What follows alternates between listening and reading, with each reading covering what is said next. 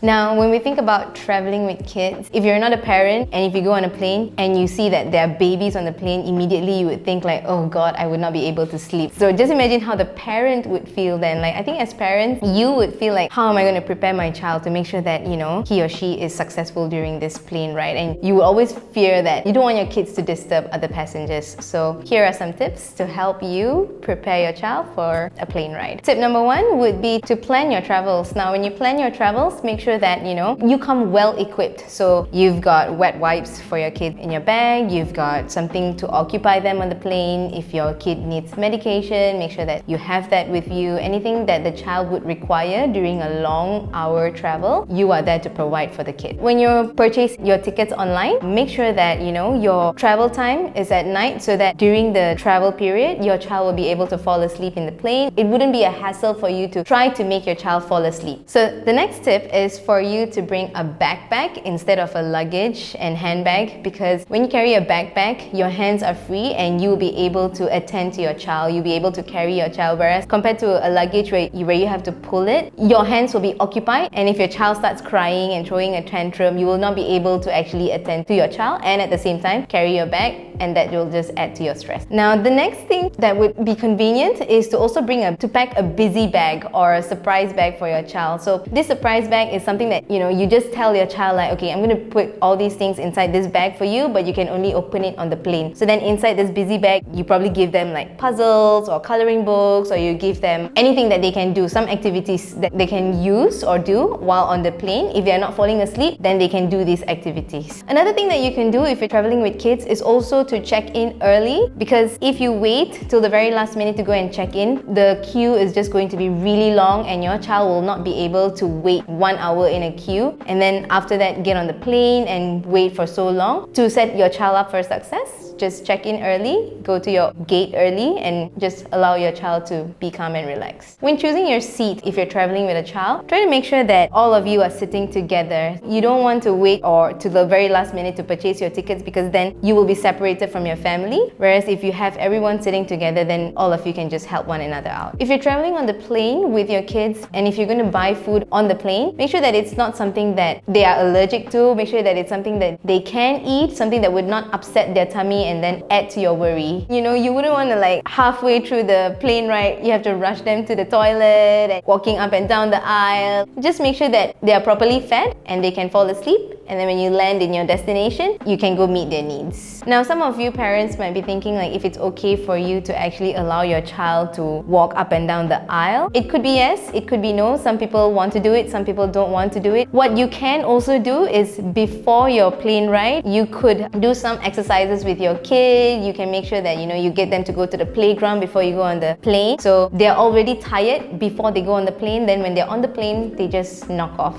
Traveling with kids can be very challenging, but I think with the child getting more and more practice, they get used to it, and then after a while, traveling with them is just easy.